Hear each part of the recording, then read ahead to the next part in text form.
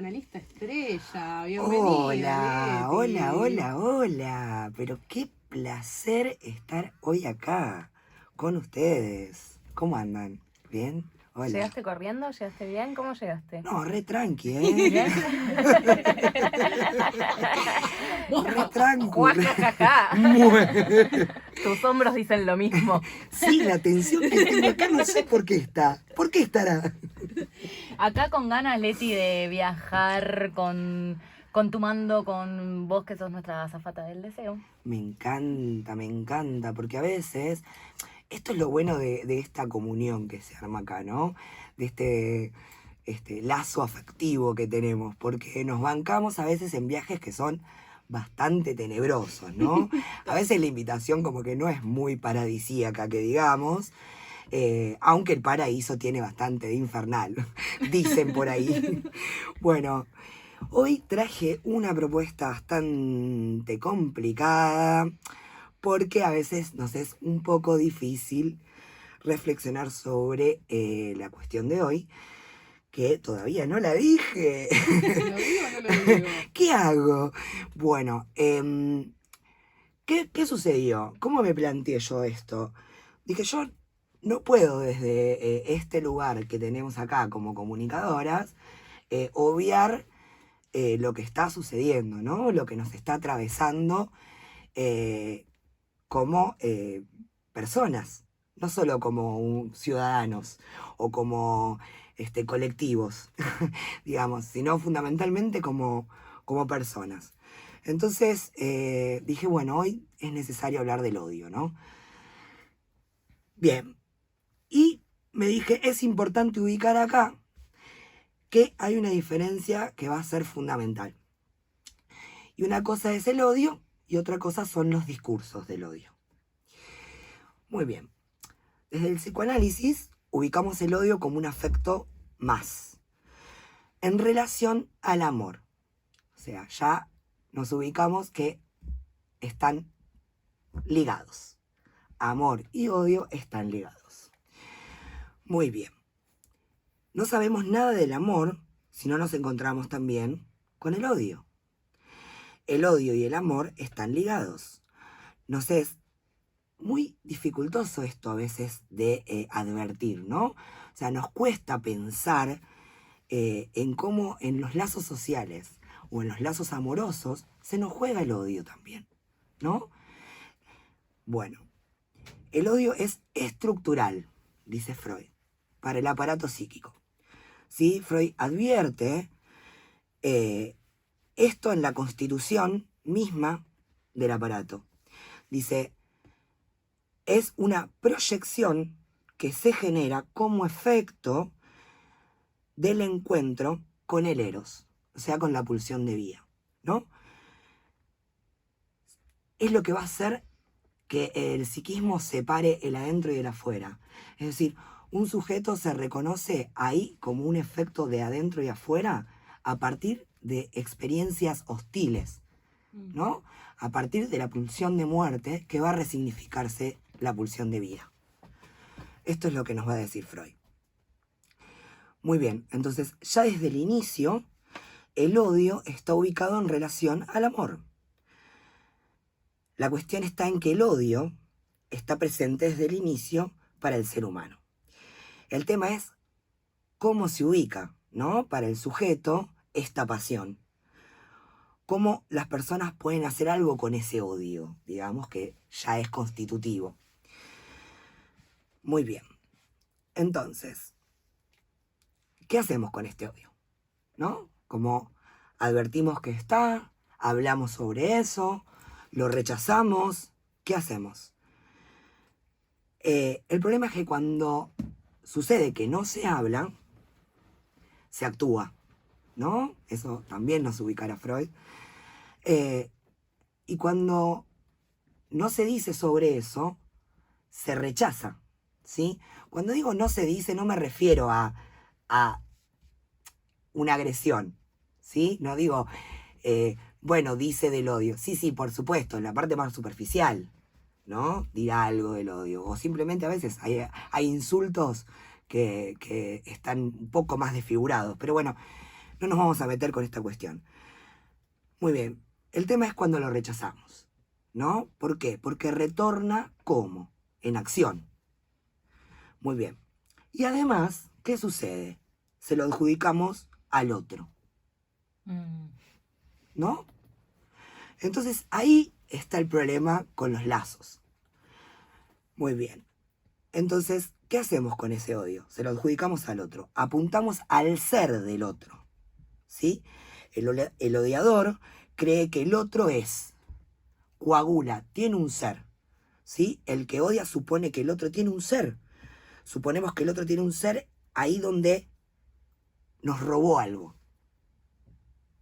Y esta es como la cuestión fundamental, ¿no? Porque ese significante. Yo dije, ¿por qué me suena tanto, no? Digo, si uno prende la chorra, ¿no? Como, ¿por qué nos suena tanto ese significante? Bueno, a Lacan ya le sonaba también hacía mucho, porque él se va a dedicar un montón a hablar sobre el robo del goce, como lo llama. Es una temática lacaniosa, con lo cual podríamos estar muchísimo explicando esta cuestión. Pero bueno, vamos a retomar nuestra idea y volver sobre esto del robo. Lacan va a hablar del robo del goce, que es como el núcleo, digamos, de el fantasma y otras cuestiones también de una dificultad que no vamos a tratar tan intensamente, pero sí va a decir que detrás del odio siempre se supone algo de la envidia. En algún momento trajimos una columna sobre la envidia y los celos, ¿no? ¿Cómo diferenciar eso? Porque muchas veces se emparenta. Bueno, no. Lacan va a decir que está diferenciada. Entonces, nos va a advertir justamente que va a ubicar a la envidia. Dice, la envidia no es querer lo que tiene el otro, ¿no? Porque digo, desde el sentido común, ¿qué pensamos? Que está emparentada con el odio en ese punto, ¿no? Queremos lo que el otro tiene. Bueno, Lacan dice, no, no es eso. Lo que es, la envidia es querer, no es querer lo que el otro tenga, es que el otro no tenga lo que a mí me falta, ¿no? Es muy concentrada esta frase, pero es muy representativa, porque ahí nos indica algo del orden de la castración, es decir, del orden de la falta, ¿no? De este agujero en ser, no del ser coagulado, del ser que tiene, sino de que no tiene. Entonces, ahí es donde especifica la cuestión del robo con del goce. Bueno, entonces es esto, ¿no? En la falta. La cuestión está en cómo se trata lo que falta, ¿sí? Si uno se ubica en el rechazo, en el lugar de la...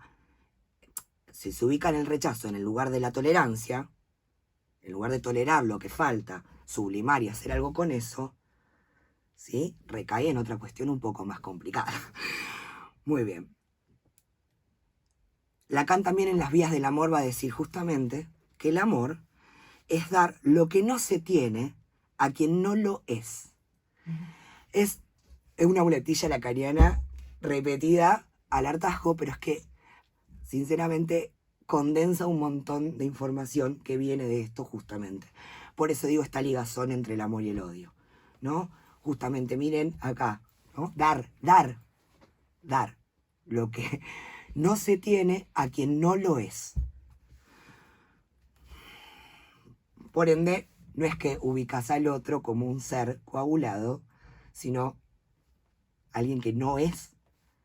No sabemos bien los humanos qué somos. ¿Somos un cuerpo o tenemos un cuerpo? ¿No? ¿Somos palabras o decimos a veces cosas que no queremos decir incluso, ¿no? Digo, de todo esto nos ocupamos los psicoanalistas. Bueno, muy bien. Retomando, entonces... Leti, tengo una pregunta Sí, que me quedó decime. dando vueltas. ¿Qué sería el ser coagulado? ¿A qué te referís cuando hablas de eso? Claro, como que queda concentrado, queda Ah. puesto. Eso genera muchísima hostilidad, porque vos suponés que el otro te robó algo que vos no sabés. No sabés qué hacer con el goce y el otro sí sabe. Ok. y te lo robo vos. Entonces no hay manera que no genere odio, digamos, esa idea, ¿no? Ajá. Bueno, entonces, la hostilidad, ¿sí? Está en el centro mismo de la vida humana, ¿sí? Allí donde no alcanzan las palabras para decir lo que no hay.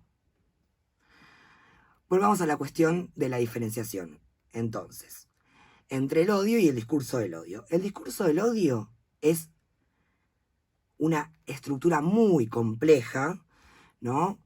Que concentra muchísimo poder y grupos de poder, ¿no es cierto? Económicos, políticos.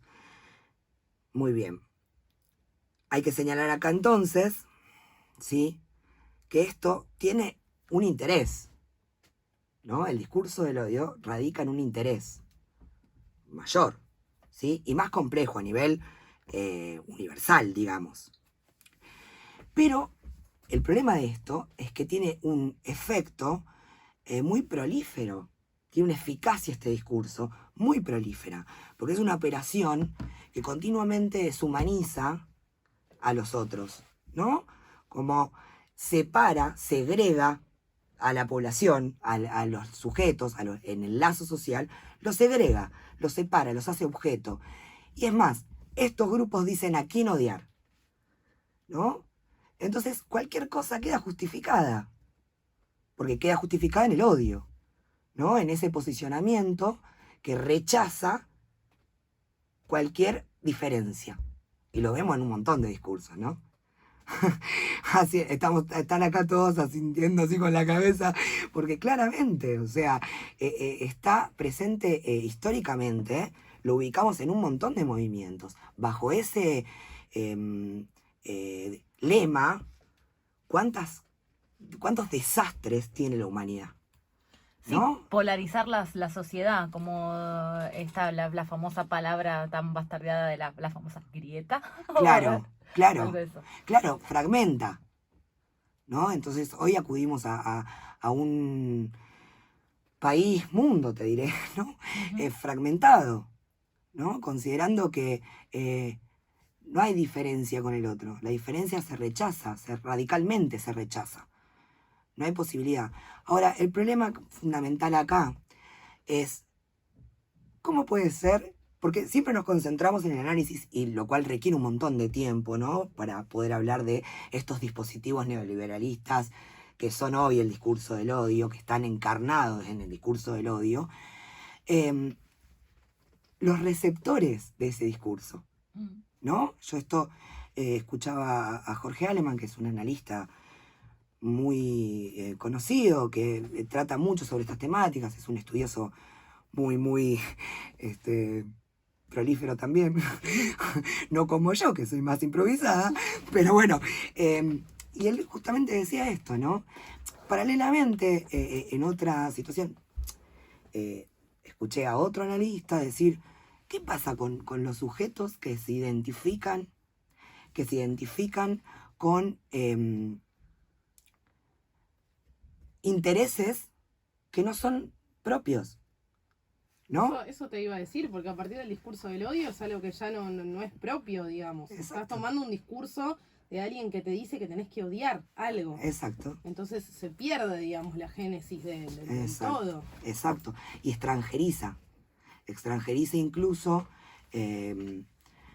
políticas, gobiernos, ¿no? Los hace extranjeros.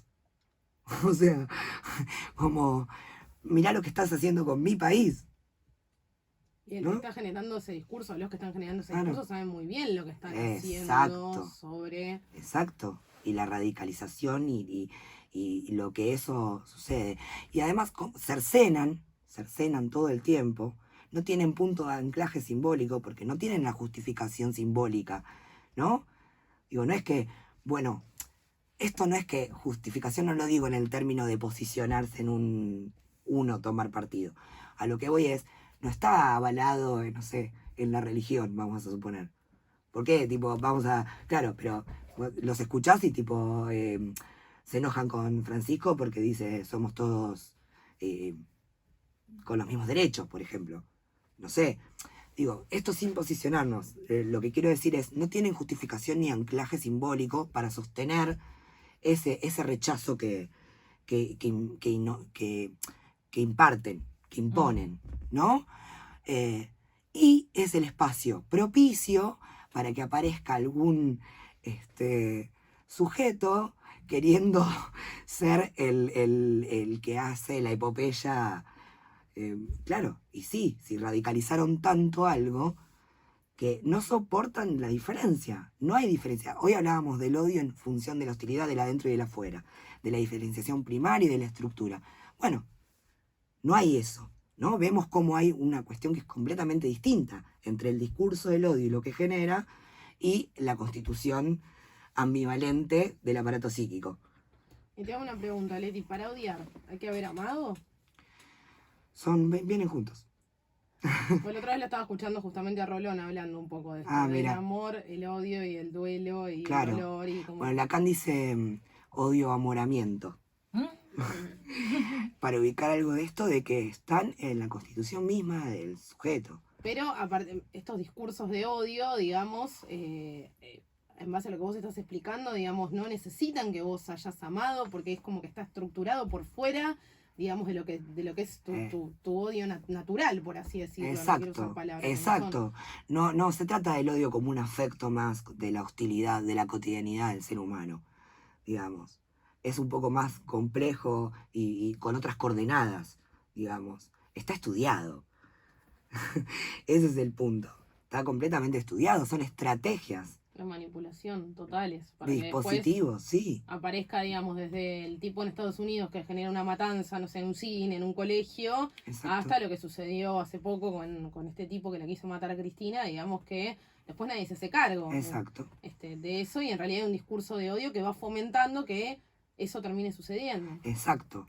Porque cuando hay algo de uno en el conocimiento que entra, o por el desconocimiento del odio particular de cada persona, ¿sí? Se adentra en averiguar qué es lo que sucede con eso, y ahí el psicoanálisis, que encausa el odio de otra manera, ¿no? Ahora, si uno coagula, radicaliza y pone que el odio viene del otro, ¿no? Justifica cualquier accionar. Y además es esto, el campo propicio para el acto, para pasar al acto. O sea, para que haya una matanza, para que venga una persona. Y esto que decías antes, Turki, perfecto, la desresponsabilización, digamos, ¿no? Porque es el discurso el que se desresponsabiliza además, ¿no? ¿Cuántas veces escuchamos ahora en estos tiempos, después de lo que sucedió del atentado, cuántas veces escuchamos decir, primero el supuesto atentado? Yo me cansé de escuchar medios que decían el supuesto atentado. Me decían, ¿cómo supuesto atentado? Está filmado de 28.000 ángulos. ¿Qué supuesto atentado? ¿No? Lo mismo que por eso es importante hablar de esto también, ¿no? Para no replicar luego cualquier cosa, ¿no? Como pruebas. ¿Cómo puede ser que, la miro a la negra, pero ¿cómo puede ser que sin pruebas se pueda juzgar? ¿Dónde quedó la presunción de inocencia? ¿Dónde quedan el derecho, las garantías? Digamos, ¿cómo se opera desde ahí? Sí. Me pregunto cuál es también la salida a todo esto, y un poco la respuesta que se me viene es la unión, ¿no? Lo que sentimos cuando ese día que fuimos a la plaza, el necesitar estar con personas que más o menos están viviendo este hecho de la misma manera o están sintiendo lo mismo, como que lleve a una unión, ¿no? Porque a lo largo de la historia también se han dado un montón de veces este tipo de situaciones, y me pregunto, ¿no? Exacto. ¿Cuál es la salida a Exacto. todo esto? Es maravilloso lo que decís, porque son los contra dispositivos que tenemos los humanos, ¿no? Esto cuando hablábamos del anclaje simbólico. ¿Cómo resignificamos aquello que fue traumático, insistió, apareció y nos atravesó? Bueno, sí. ¿Cómo hacemos lazos desde otro lugar? Así, marchando, hablando, encontrándote con otro, ¿no? Asistiendo ahí a lo que sucedió. Ay, bueno, hacemos un chiste de la incomodidad, bueno, después nos abrazamos, bueno, después decimos no sé qué. Y eso en figuras mucho más trascendentes también. Digo, todos hacemos historia ahí, pero digo, hay figuras mucho más trascendentes, digo, las abuelas, ¿no? Las madres, digo, los hijos que buscan. Cuando la atrocidad, el horror aparece, existe la contrapartida para restaurar algo de eso. Como que a eso iba con hoy, con no justificar, ¿no? No es que digo, bueno, se justifica. Imagínense si salieran a justificar desde el horror que les tocó vivir estas madres o estos hijos, ¿no? Digo, ¿dónde quedaría? O no sé, las víctimas del Holocausto, o digo, ¿cómo sería? Sí, definitivamente sería un horror absoluto, sangre por todos lados. Entonces ahí está la diferencia, ¿no? Y nadie se responsabiliza también, porque si se termina una guerra civil, justamente todo este discurso de odio es como es la nada misma. Es bueno, algo pero que Cristina no te está, robó. nadie se hace cargo. Cristina te robó. Cristina te robó. Esa es la justificación. Yegua. Claro, te robó. Listo. Eso justifica cualquier cosa. Como, primero, vamos a suponer que efectivamente fue así. ¿Y qué justifica qué? Y además esto, ¿no? ¿Cómo crees que te robó? Porque además lo encarnan personal, ¿no? Como a mí. Y replican estas cuestiones que son absurdas. 3 PBI, ¿no? Digo, incluso los alegatos más serios, serios, entre comillas, ¿no? Que se pueden esperar. Digo, ¿cómo la garantía que tiene que soportar el derecho es el mismo dispositivo para hacer valer este discurso de odio? ¿Cómo es posible? Digo, y te pregunto, Leti, ¿no hay algo también de lo propio puesto ahí como canalizado en, bueno, algo tengo que odiar, a alguien tengo que odiar? Me encanta esta comunicación, la verdad, porque es así, sí. Porque para mí el quilombo, vamos a decirlo así, como tangueramente, el bolonqui se arma justamente porque se entrecruza con esta hostilidad que todos Claro, tenemos. digo, algo cotidiano como te puede pasar cuando vas por la calle y alguien te reputea porque tiene un problema personal y se le agarra con vos que vos no tenés absolutamente nada que ver y se te reputea porque viene cruzado por lo que sea. Claro, digo. ahí está lo particular que decíamos hoy, ¿no? De las personas. Vemos el odio en la cotidianidad. A veces nos cuesta decir esto porque hay como un ideal mucho de la tendencia a la benevolencia, ¿no? Como que somos todos agentes de bien y seres humanos del bien y el camino al infierno está lleno de buenas intenciones, dice el Dante. Y bueno, sí, porque esa posición es un poco igual de superioridad incluso a veces, ¿no? Como desconociendo que no, que el humano tiene otra raíz. No viene de que somos todos buenos. Es muy Claudio María Domínguez. Claro. Y sí, ¿viste? Es muy discurso New Age, Don't Worry Be Happy, va para el mismo lugar. Por supuesto que Contar. no. Claro, no los puedo equiparar con esto que hablamos de esta coyuntura del discurso del odio, pero sí ahí es la diferencia del psicoanálisis, digamos, ¿no? O sea, uno como analista tiene que soportar que la gente le pasan cosas, odiamos, hablamos del odio. Todo el tiempo en un análisis lo escuchamos, lo decimos como analizantes.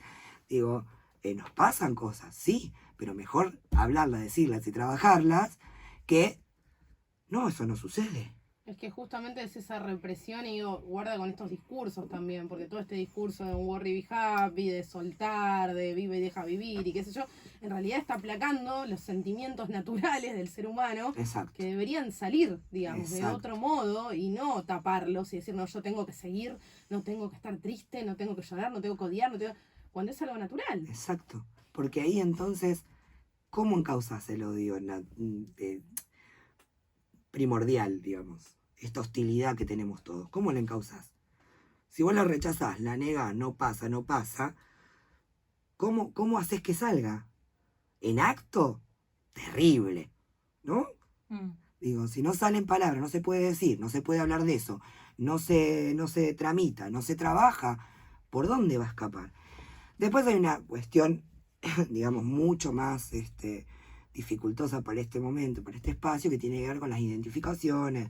Freud estudió muchísimo todo lo que tiene que ver con los lazos sociales y la identificación de las masas, digamos.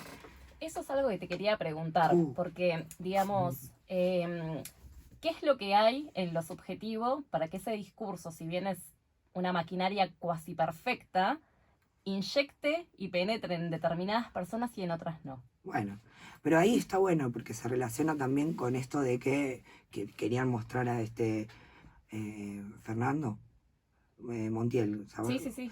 Bueno, lo querían mostrar como un loquito más, viste que lo que circula es eso, y ahí es cuando decís, no, la locura no es eso. Claro. O sea, no es eso. Uno se responsabiliza. Digo, no te hace loco, no te hace que no sos responsable de lo que haces. No, es más, a veces está tan cielo abierto el inconsciente que es más responsable lo que se entiende como loco que el que no. Bueno, no me voy a meter ahí tampoco, pero bueno, ahí está, lo que está en la subjetividad está desde el inicio, es estructural, y es lo que decíamos al principio, es el odio. El odio es estructural, hay que hablar del odio, hay que intercambiar diálogo. Eso es lo importante, me parece, a nivel macro también. Hay que intercambiar algo de diálogo. Algo se tiene que decir. Hago un pequeño comentario por este pie o esta pauta que diste sobre la presunción de inocencia y las pruebas, o la falta de prueba en los juicios para juzgar y para condenar, que yo creo que de alguna manera esto viene desde hace muchos años. Uno de los tantos orígenes que identifico es la guerra judicial mediática, el lawfare, porque viene planteado como una guerra, o sea, hay un enemigo del otro lado que tenemos que ir por todo por ello.